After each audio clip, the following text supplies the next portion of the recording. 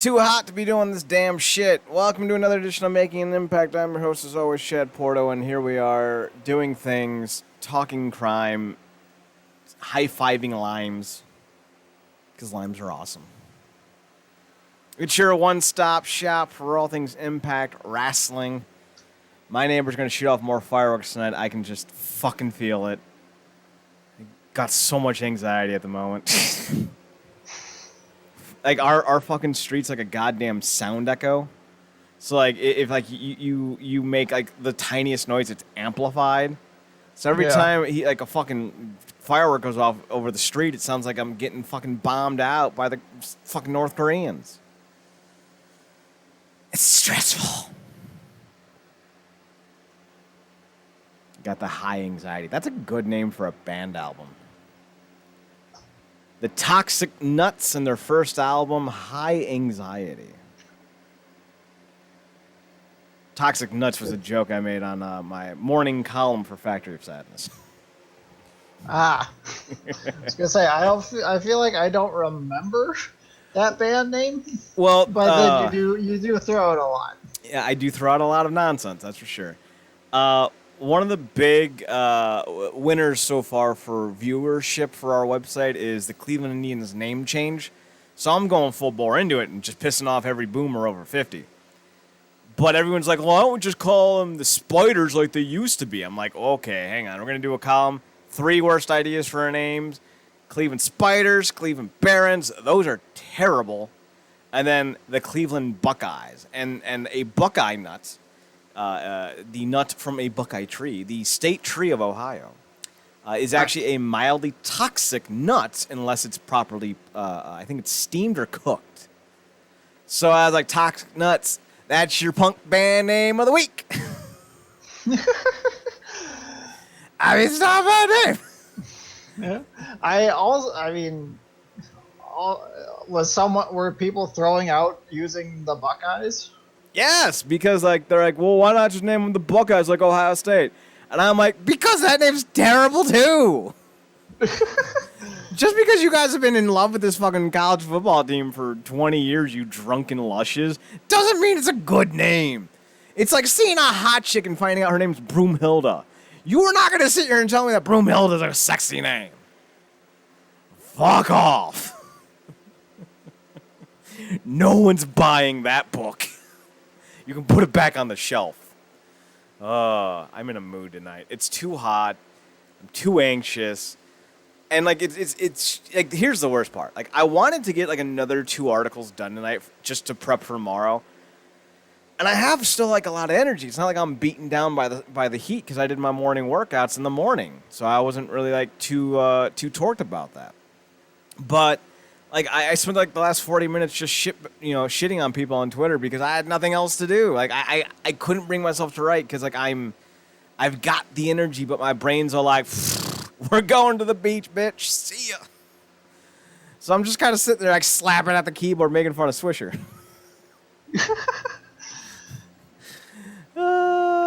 So yeah, it's a weird night. I don't maybe I have too much caffeine in my system. Maybe the heat makes the caffeine worse. Speaking of worse, Rosemary and Taya Valkyrie with John E. Bravo taking on Kylie Ray and Susie.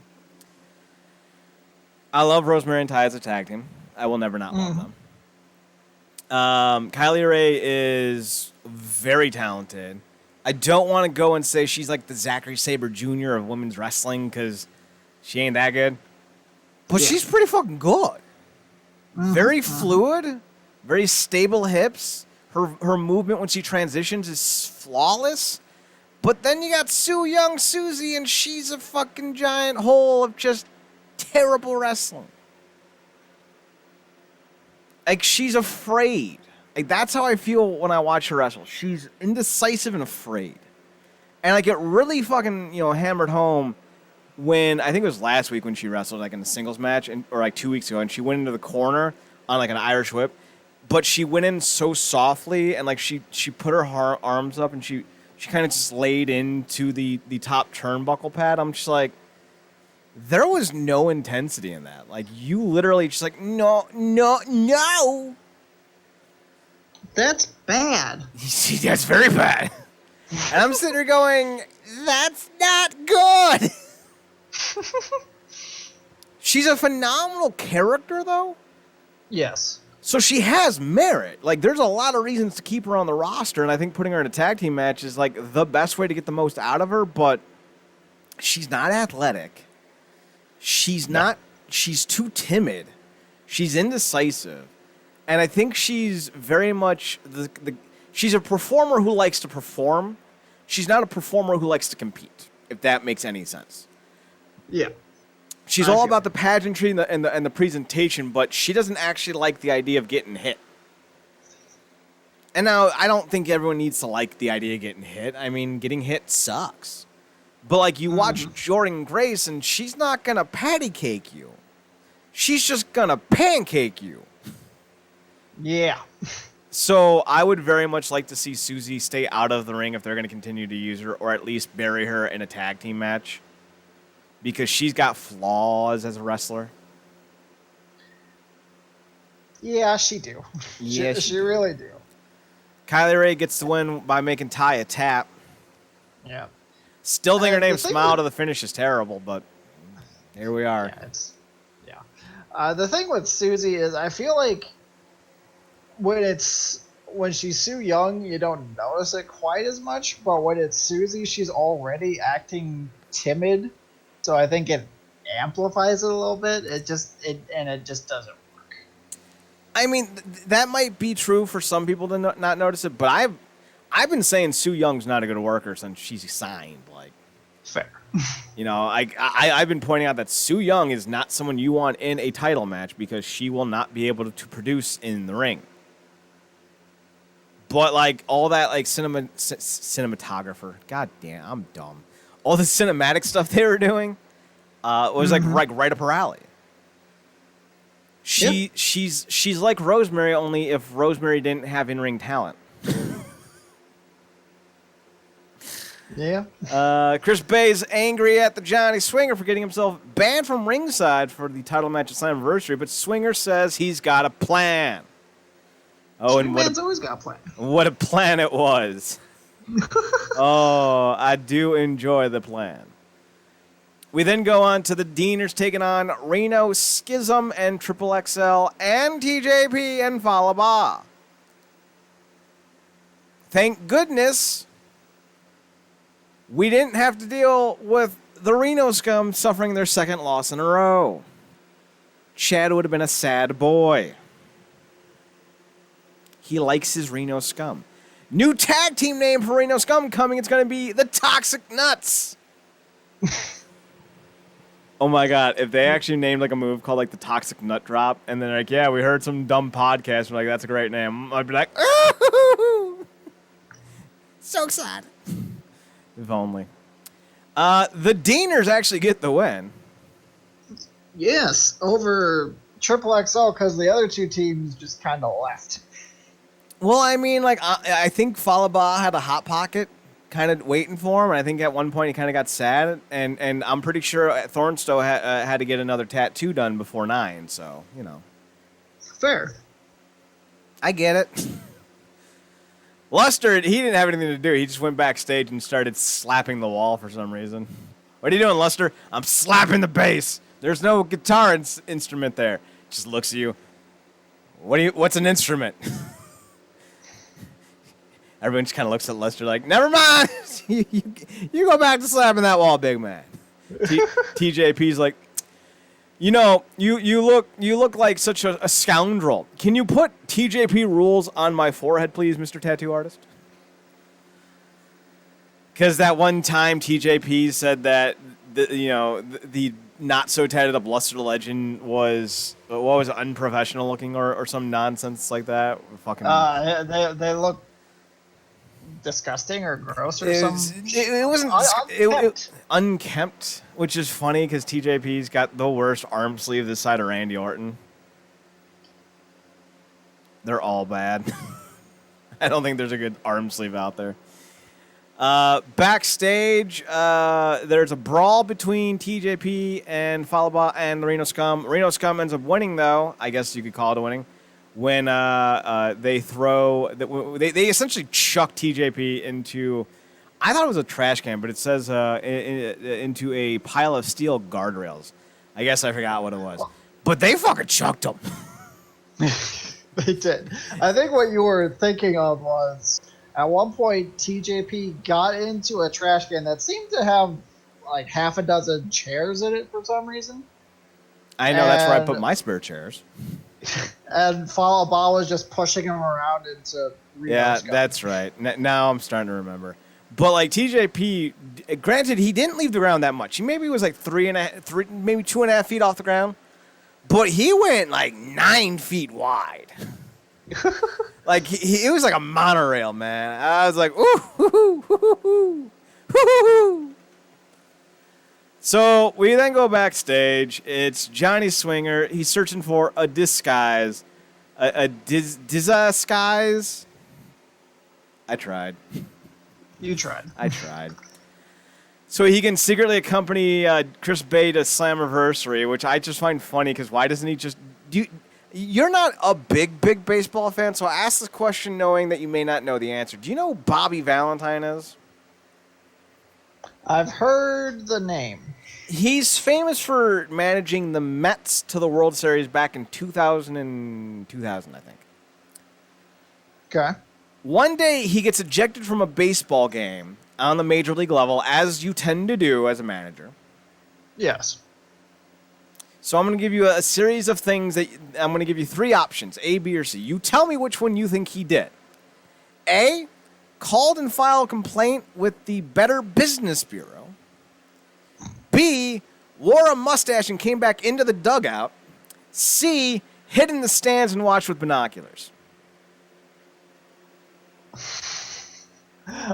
I so want it to be B. You'd be correct. Yes. Bobby Valentine, you straight up put on a fake mustache and I crawled back into the fucking dugout like on the edge of the entryway and just stood there watching. And we're all like, that's clearly Bobby Valentine in a fake mustache.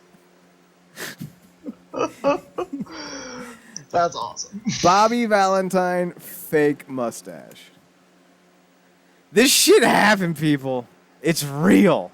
I can't even begin to describe to you the sheer joy. It's not even like, I'm not even making this up. It's not even fake. He straight up wore a fake mustache. So people wouldn't know that it was him. I fucking love baseball. So Chris Bay might want to tell Johnny Swinger to do the same thing. Just put on a fake mustache, which would be even funnier because it would be a fake mustache on top of his real mustache. Just put like a blonde Hulk Hogan mustache over his real mustache. Call himself Johnny Jogan. Jolk Jogan. Wait, Jolk Schwogan. Comes down, calls everyone a Brizzother. What's up, my Brizzother? So Swinger's looking for a disguise. He finds the Super Eric costume, then he finds a suicide mask, and he puts on the suicide mask, but he's like, I wonder if his mask will fit on my fat head. And he pulls it down, he's like, and then he gets it done, he's like, yeah, it fits. And now I'm just thinking to myself, that dude's going to have to cut that fucking mask off. Yeah. But fortunately, it looked like it was the old suicide mask, so... Yes, it was probably the Kiyoshi version of the suicide mask. I feel like he has a small head. That was a reference so deep, I don't even think Zach knows who he is. Nope. Do you remember the lone Japanese man in the World Elite Stable led by Eric Young? Not really. Then fair enough. We then get Ken Shamrock looking for Sami Callihan. He offers to help Callihan tonight against Josh Alexander. Callihan tells Shamrock he thinks that he could be the most dangerous tag team before clicking and deleting. I'm just saying, how does this dude have access to the power grid in this goddamn arena so goddamn always? At some point, someone's go, I need to put back the ad block onto our fucking network because Sami Callihan keeps jacking into us. And it's embarrassing. Get a fucking firewall and just poof! NordVPN, motherfucker!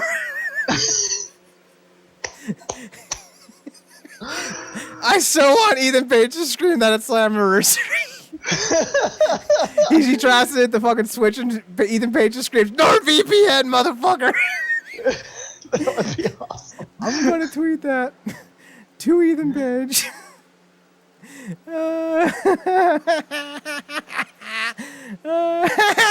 This is too goddamn funny. I'm going to tweet this to him after the show because I want to make sure I edit the text properly. Because when you're tweeting a celebrity, you don't want to come off as a dunce. Yeah. Okay. So that's gonna stay there in the ether until I get back to it. But I will be tweeting that out. We then get a knockouts. It's not a knockout title match. It's just the knockouts champion Jordynne Grace versus Kimberly. On one hand, I really like Kimberly. I think she's a fantastic talent. While I don't know if her look is the best as far as getting her over on a nationwide audience, on a global audience, if you will, I do think that as a wrestler, she has so much to offer. So I'm not really digging that they're just kind of jobbing her at the moment. But on the other side, I also don't necessarily disagree with the fact that, you know, it's Jordynne Grace. Maybe she should be running through hoes. I don't know. I mean, I don't have much of a problem with them having Jordynne Grace win a week or two before her title match. I'm cool with that. You know, you want your champion to, unless you're going to play up the like Deonna Purrazzo really fucked up her shoulder angle, which it doesn't seem like they're doing, then I'm okay with it. But I have kind of felt that Kimberly, since she came in, she got two not so clean wins over Havoc, and I feel like that's it. And I feel like Madison Rayne has to constantly remind Josh Matthews and pretty much everyone else that Kimberly's been around for almost 10 years and is not just a new name to the business. Mm-hmm. Because every week, like every time she comes out, I feel like they refer to her as a rookie and a young up and comer, and it's just like she's been around for a while. Yeah. I don't know if they ever refer to her as a rookie, but I do hear up and comer or new talent a lot. Maybe they do refer to her as a rookie. I don't know. Josh Matthews does seem bad enough at his job to say something like that. Yeah, which the irony is great for them to do that. Wow, for all the, you know, since that's the thing that the WWE typically does. Yep. For me, I don't have an issue at all with Jordynne Grace dominating Las Chicas. Mm-hmm. My issue is more the Chicas in which she is dominating. I don't like seeing Kimberly get jobbed out. I think she's too talented for that. I think Susie's the perfect individual to throw, you know, to pardon the phrase, the lamb at the slaughter. Yeah. If someone's got a I was going to say get and be, and it came out as Guy, as in Guy Germain, the dude who still couldn't make it in Mighty Ducks 2. Remember that part in Mighty Ducks 2? Where they're like, come on! And Guy's girlfriend goes like, come on! And Guy's like, I was this close. No, you weren't, Guy. Your name's Guy, for Christ's sakes. What are you, French? Probably. His name is Guy Germain, after all. And he's from Minneapolis. So, you know, I would rather not see Jordynne Grace fucking end Kimberly's life. Yeah. She hits a goddamn Michinoku driver, which was and then she comes back with the sickest, ugliest Grace driver I've ever seen. Like she got Kimberly up and over and like thrust her down. I'm like, whoa! You killed her. But I did not see any rip Kimberly on Twitter, so she must still be alive. Thank Christ, because it looked nasty. It did. It looked real bad. And it was probably like the safest she ever felt. Like, she's probably like backstage, like, oh my God, I've never been in a wrestling match that was so not physical. And I'm just sitting there going, you nearly died. I didn't even feel it. What? By the by, Jordan Grace won, if you couldn't tell. And the virtuoso pops up on the big screen. He's like, bitch, you thought I was going to be in person? Ha! I'm via satellite only. I thought that was pretty slick. Yep. Not as slick as the greatest punk band of all time, Toxic Nuts, but I mean, you know, what is? We then get a pretty cool hype video that I'm guessing was supposed to be a lot longer. Probably. We get Trey Miguel, Ace Austin, and Eddie Edwards talking about what it means to go for the title. Ace Austin's like, I'm only 22. And I'm like, yeah. And you clearly are not ready to be a world champion. And Trey Miguel's like, I wasn't even on the fucking show last year. Or I was on the pre-show last year. And I'm going to beat you up, Ace, for talking shit about my mama. And I'm like, that was 5 months ago. You're still mad? You haven't been acting like a kid. And then Eddie's like, I want to win the gold belt. I like gold. My wife looks like a gold person. I think it'll be a complimentary asset to our family. She might even love me again. Because, you know, I've been the crazy. Cameron nods in agreement. Yes, Eddie, you've been the crazy.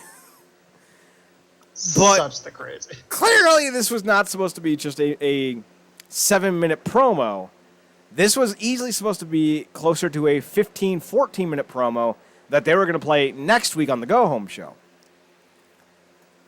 But, you know, the things happen. We then get Johnny Swinger dressed as Swing-A-Side, running into X Division champion Willie Mack. Willie informs him that he and Suicide have a match for the X Division Championship later tonight, so Swing-A-Side is going to have to step in and take his place, because we don't know who Suicide is. I still think the running theory that it's AC Romero, I think that holds water. Yeah. I think the Suicide costume is the inverse of the Doctor Who telephone booth. You get smaller on the inside.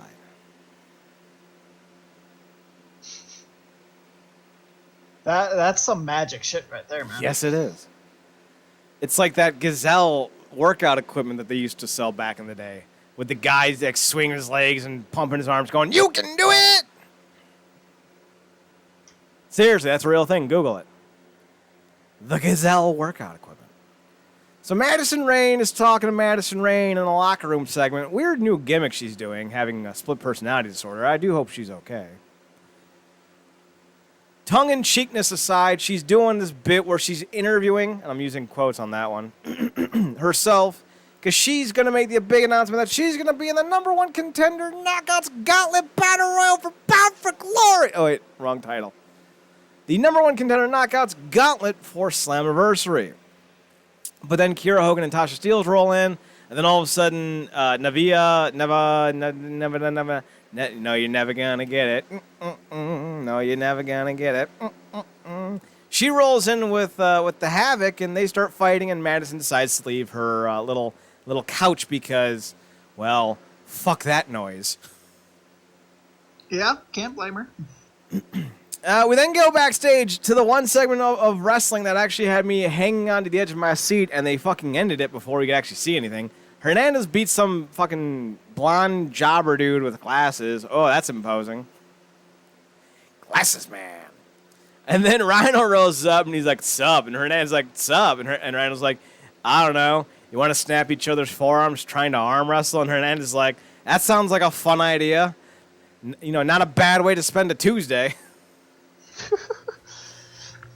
And then we fade to black. I do not think they come back to this angle for the rest of the show.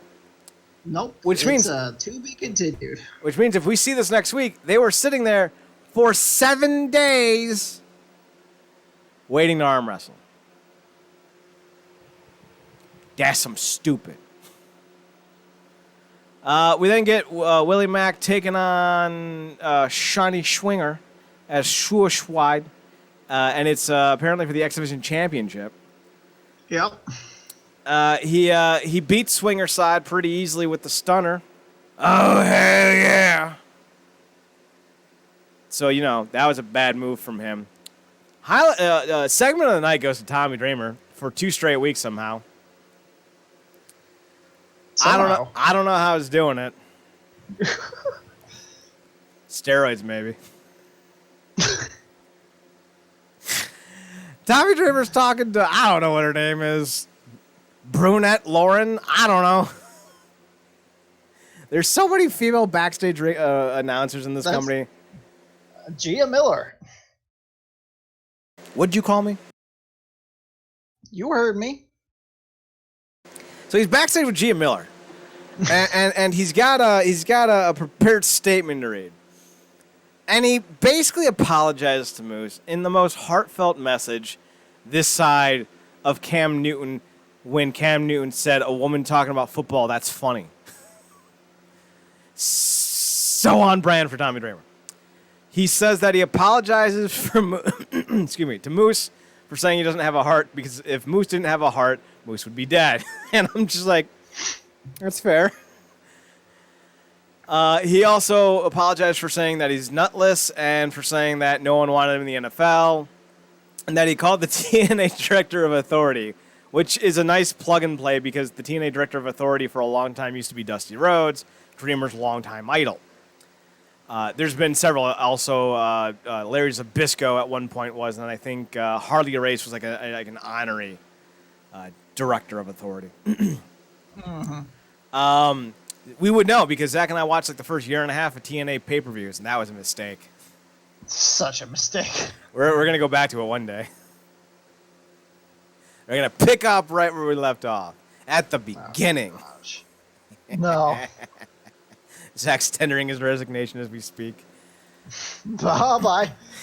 Moose rolls up and he's like, "You can't challenge me for this belt. It's not a real belt." And I'm just like, "Yeah, what you've been saying for wait, what?" Well, Moose, you got the wrong part of the script, brother. You're supposed to say it's a real belt, and you're supposed to take the challenge.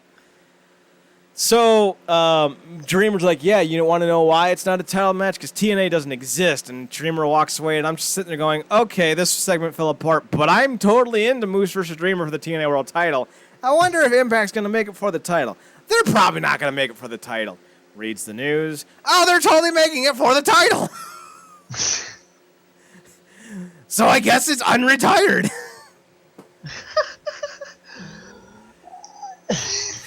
It was definitely questionable for Moose to be like, "Tommy, TNA Director of Authority and the TNA Championship Committee, those don't exist." I'm just like, I was fully expecting Moose to be like, "Hey, I heard the word come down from the championship committee. I'm already ready for it." Should have been like, "Yeah, Larry and Harley already told me it's on." But no, it was weird. It was so weird. But I loved it. I like stupid things like this. I don't know why.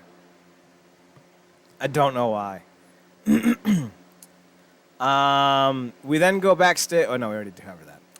We then go to the main event. It's Josh Alexander with Ethan Page dealing with Sami Callihan and the Ken Shamrock. Although Ken Shamrock doesn't show up until later because, Ken's got to get that hard body on. Yeah. So, fun fact, I've been a Ken Shamrock fan my entire life, or at least until I've known that he was in pro wrestling. And I knew he was a great MMA fighter, but I never watched a lot of his stuff live. A lot of the fights I've watched, like with Bas Rutten, I found, on the internet after the fact. Right. So there's this great MMA channel called Kian Kamara. And he's an MMA fan who covers MMA fighters from yesteryear, as in like 2 days ago. Because Ken Shamrock retired in like 2015. And he documents, who he beats, who guys beats, what titles they win, where they competed, the era, the style. And I always knew that Shamrock was a hell of a fighter. But I was watching the videos. I was like, all right, I'm going to go and actually look up his MMA stats because, he won a lot of big fights with a lot of big names before MMA became very popular. Right. And I knew he had like 26 wins or some nonsense like that. I didn't know that, of his 26, 25 wins, 23 were by submission and tap out. I'm like, oh! I just thought he did a lot of ground and pound and got the decision. No, Shamrock was taking fucking joints with him when he left. I don't mean the kind Rob likes either. I mean the kind that have, body parts attached to them. Shamrock has a collection of bodily joints in his office, I have to imagine. It's remarkable. So totally remarkable. Main event. What do you think of it? I dug it. It was interesting to see Sammy kind of play the face in terms of how the match dynamic went.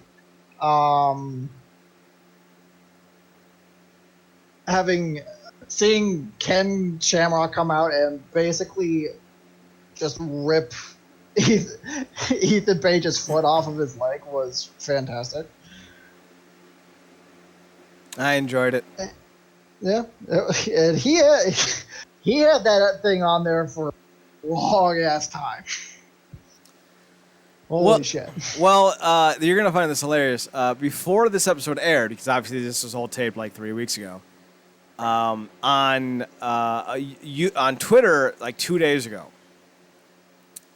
they had Ethan Page put out a video on Twitter where his father was telling Ken to retire, and then Ethan tweeted out something like, "My dad's gonna get me killed."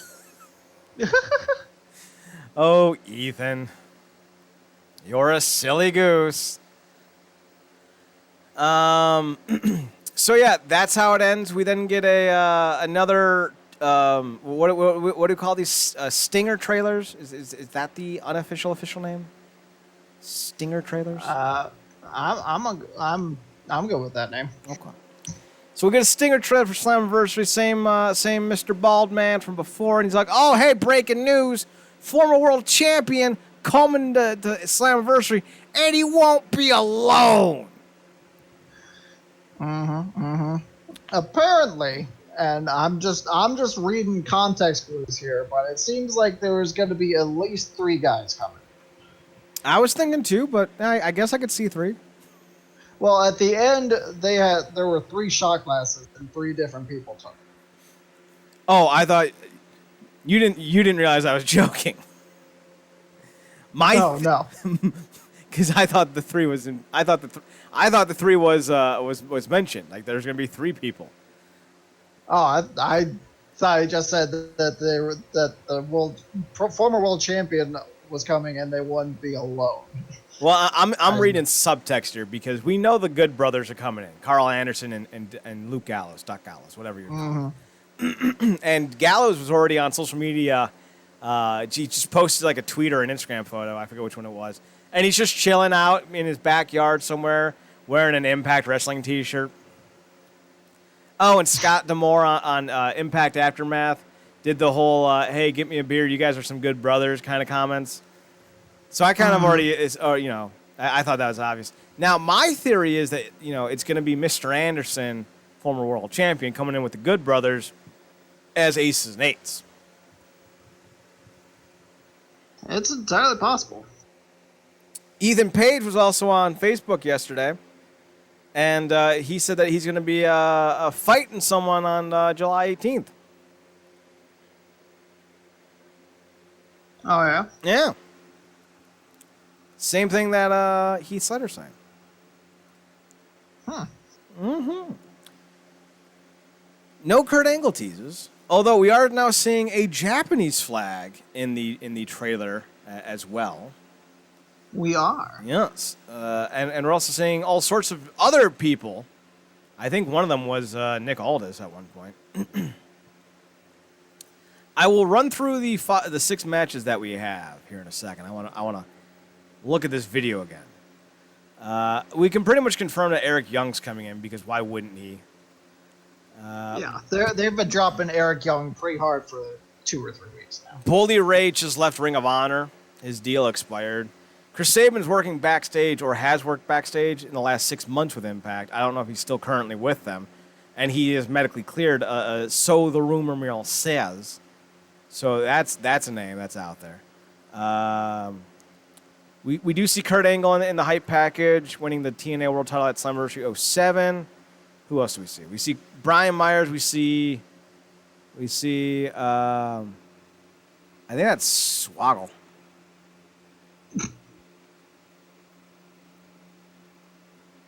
Up. Oh no, it's the Leo Rush. Never mind. We see Kurt Hawkins, Leo Rush. We see Amazing Red, Gregory Helms now. He's on the video board. We see Gail Kim for some reason. She's never left. Right. We see Doc Gallows doing the Ace and Eight sign. We see the Beautiful People.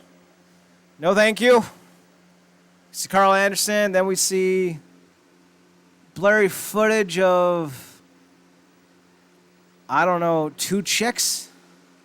Oh, they must have Betamax Scramble Vision. Okay. I remember that. Oh, no, it's 3 kids apparently. What? 3? Why are 3 random ass kids in this hype package? Is one of them Swoggle? I don't even know who these fucking kids are, man. Like, is that like supposed to be like? No, Jared had like 3. Like, I think Jared's daughter's like almost 20 now. That's weird. That's a weird thing to put. Then we see Canada. Then we see a Japanese flag. Then we see Mike and Maria. Then we see Bully Ray again. Let's see what else we got here. Go to commercial. We see a dude have a severe drinking problem because he's all by himself and he poured 3 glasses of liquor. Alcoholism is not a joke. Oh, we see 3 hands pick up the glasses. Never mind. See, I told you it was implied it was 3. I'm not crazy. I mean, I might be. I don't fucking know. So here's the 6 matches we got for Slammiversary 2020. And I think this is the end of the announcements because I do believe that there will be 2 or 3 unannounced surprise matches.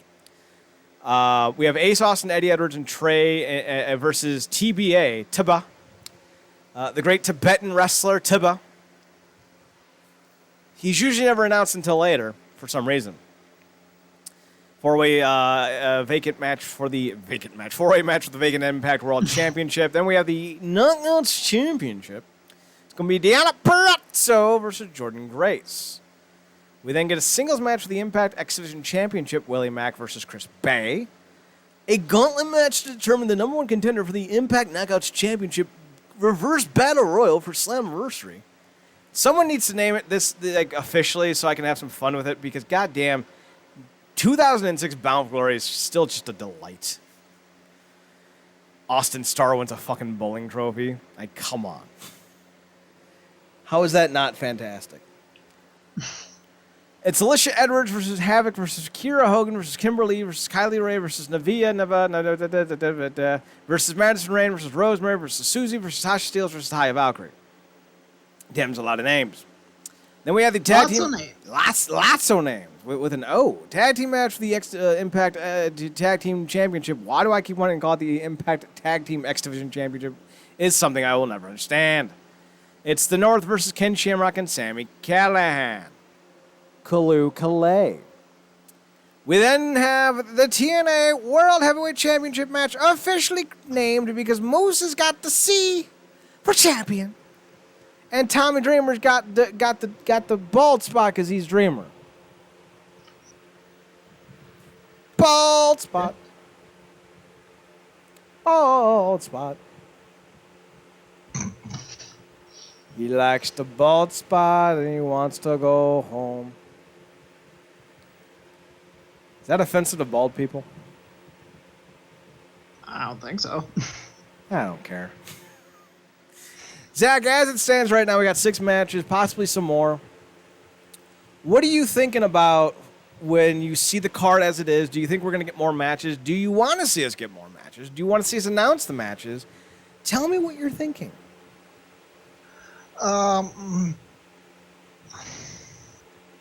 I think we'll probably get more matches.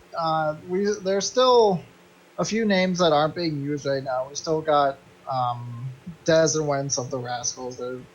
They don't have a match yet. I imagine and TJP and Falaba don't have a match. So I imagine there'll be another tag team match, or possibly a multi-man X Division match is something that typically is put there in the open as the opener for a lot of Impact shows. So I imagine we'll get a couple more matches added to it, but I also feel like there's going to be a lot of time given to the reveals of who's coming in. So we shall see. Mike today, 3rd man. Book it. Dude, today's like 70. Yeah. What is that man doing? I want to show up to his house randomly and be like, Mike, Tanay, what are you doing? Well, Chad, I make weird symposiums now. Huh. Well, all right then. Interesting. I believe that. Yeah. I just Googled Mike tonight to see if I could find anything. He's 5'8". Okay. That's vital. He's 65. According to the Post Inquirer, Mike Tenay is no longer in the mat business and is retired and living in Las Vegas. I guess I'll disable ad blocker, you cunt. I fucking hate websites. I don't want your virus-filled fucking ads, man. I don't want to be tracked. I need that NordVPN. Protect yourself from Sammy Callahan today. Tenay entered the greatest experience. Bobby Heenan. This is a short-ass article. It's literally 5 paragraphs. I'm going to get fucking internet space aids on my computer for 5 paragraphs. That's some bullshit. Like, literally, I'm going to read it to you because it's that short. I worked in TNA from 2002 to 2015 after leaving. Tenay hosts a short-lived sports betting podcast titled Professor Vegas. Tenay earned entry into the inner circles of the wrestling profession through his friendship with Bobby Heenan. The greatest experience of my time in the wrestling business was my part. It's not even a fucking article.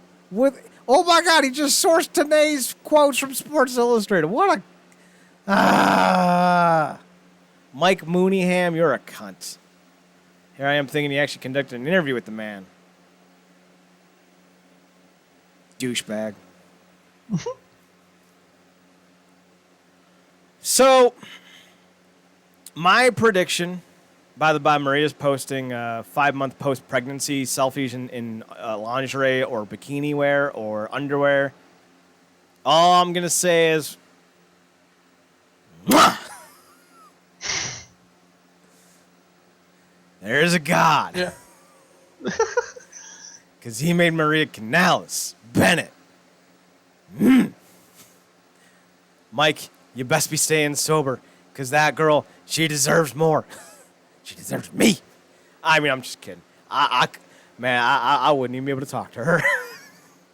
I'd be like, because pretty girls scare me. Anyway, so my picks are Mike and Maria Bennett, because they're actually already traveling. I guess the in-laws are taking care of the babies for a little while. So I have to imagine that they're filming stuff. Because like they literally tweet out a photo a day ago. What'd you call me, Zach? You racist fuck. They tweeted out a 24-hour ago photo of them like getting on a plane. that to me says, like, if they're traveling together with like their work stuff, that they're going to shoot something, right? Mm-hmm. Last I checked, they don't work with Hustler. Trust me, I check a lot. Hustler is not a wrestling promotion, Zach. It's a adult film company. I got the context. Well, the joke was not well received, and I'm a little angry because I thought it was a banger. Speaking of Hustler. Get it, Ben? Come on! Can only do so much with so little, Zach. Wait, what does that even mean? Who am I insulting when I say that? I don't know. Exactly. So my thought is that they're going to film some type of vignette for Impact. That's my thought. Maybe they don't need them at the taping. Maybe they're saving costs. I don't know. Like, why else would they be traveling for work, right? I mean, maybe they're doing some fitness shoot, maybe, because Maria is a fitness phenom. You know, when you look like you're fucking 22 after giving birth at 35 for the second time, fucking 5 months later, and you look better than most women when they're 18, like, yeah, you into fitness, lady. And Bennett's always been into fitness. It's one of his saving graces for his sobriety. So, like, maybe they're doing, like, some with muscle and fitness role. I know, I but I'm thinking it's Impact, right? I'm thinking it's Impact. Because who's to say that they're going to air Slammiversary live? Mm-hmm. That's fair. Maybe they've already filmed it. Maybe we already found out that Moose's second cousin, Goose, won the world title. Maybe Tommy Dreamer won the title but lost it to Swoggle, who's actually JBL in disguise. Some craziness going on in wrestling right now. I don't know. Lots of conspiracy. It's lots of JBL Swoggle confirmed. Mike and Maria, EC3, Eric Young, and the Good Brothers are my picks to come in. And Mr. Anderson. So 6 names. So Maria, Mike, EC3, Eric Young, the Good Brothers, and Anderson. And technically 7 if you want to count Aces and Eights as a return as well. Yeah. Would you be all right with an Aces and Eights return? I wouldn't mind it. I mean, it would definitely depend on how it's going to be used and how well it's going to be booked. Because if it ends up going much the same way as the initial Aces and Eights did, then it's going to be a why bother. But I mean, I'm still open to it. Anything could happen. I'm definitely on board with the idea of Ace and Eights coming back as long as it's done better. One of the things that I think really killed the original Ace and Eights was that they promised these surprises when you brought in all these dudes with masks and they're like, you'll never believe who's a part of us, brother. And like, yeah, the first reveal was Devon, which was actually pretty cool because he had been let go from the company due to contract disputes. And then he randomly shows up at fucking Bound for Glory 2012, and everyone's like, what? It's Devon? What?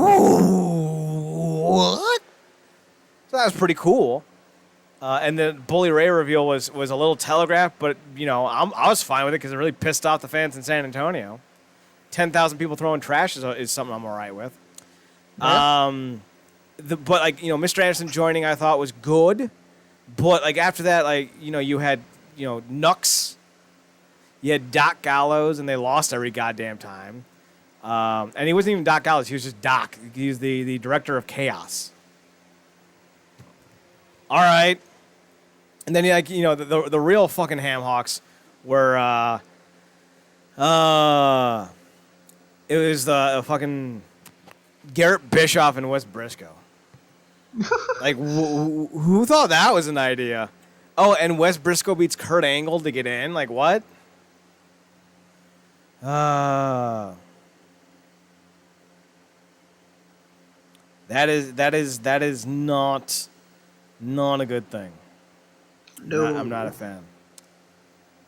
So, overall, though, Yeah. So that's Slammiversary. Next week we'll do our preview show and recap, and we'll head into it. Zach, anything else kind of percolating? Nah, not for me. No. No. You got the gizzards. You solid? I saw it, man. Like solid, like a state of matter. Yeah. You're like, wait, what? No, I had that split second of wait, and then but I got it. I'm right there with you. Solid like a state of matter. I thought that was pretty fucking clever, if you ask me. That was pretty good. I'll give you that one. We get the announcement that we've all been waiting for. Enzo Amore has an OnlyFans account. What? OnlyFans account are accounts women usually use to get perverts to send them money for seeing them in bikinis and such when they could just go on Pornhub for better content. Ah. And now Enzo has one, and it makes me think Enzo nudes are coming. I mean, the logic is sound. Yeah, but it's not something that I'm fucking looking forward to. These are the times, man. So Tony Khan announced that he was going to make a big announcement on Fyter Fest, and his announcement was that he suspended a wrestler. Oh, Dixie 2.0, you never fail to impress. Who did he suspend? Big Swole. Yeah, I'm in the same boat on that one, folks. Wait, who? Oh. Big Swole. Big ol' announcement was Big Swole. All right, getting suspended. Ha-cha-cha-cha. So, that's all we got for this week. Go to the website, realnerdcorp.com, RealNerdCorp.com. You can also find us on Twitter at NerdCorp. We're on Instagram at RealNerdCorp, Twitch.tv/WrestlingUnderground, YouTube.com/The Wrestling Underground, Podbean at RealNerdCorp.podbean.com, or by searching Real Nerd Corp on Podbean, and on iTunes, and on Spotify. Well, yeah, Spotify. By going to NerdCorp, or searching NerdCorp on those outlets. I don't know if there's a difference between iTunes and iTunes Podcast, but I might look into that. I don't know. Apple is dumb. You can find Zach on his personals at Radiance2020 on both DeviantArt and Instagram. That's Radiance2020, RADIANCE2020. And you can find me on mine at Chad NerdCorp, ChadNerdCorp, and on the Instagram at Chad's Photo Hut. I'm making fun of Swisher on my Twitter, so yeah, go check that out. Zach is off for the rest of the week because he's the lazy bones. Goddamn lazy bones. So Marks and I are going to be covering 3 episodes of The Doom Patrol tomorrow, as well as Stargirl, and the end of Season 4 of My Hero Academia. So that's going to be on twitch.tv/comic and GameCorp. That's twitch.tv/comic and GameCorp. Spell it like it sounds. Flat scans. So for Zachary Tyler, PP Duncan, I'm Chad Porter. Thanks for tuning in. Thanks for checking us out. Thanks for giving us a chance. Remember to always watch more wrestling. And Zachary, say goodnight. Don't be assholes to each other.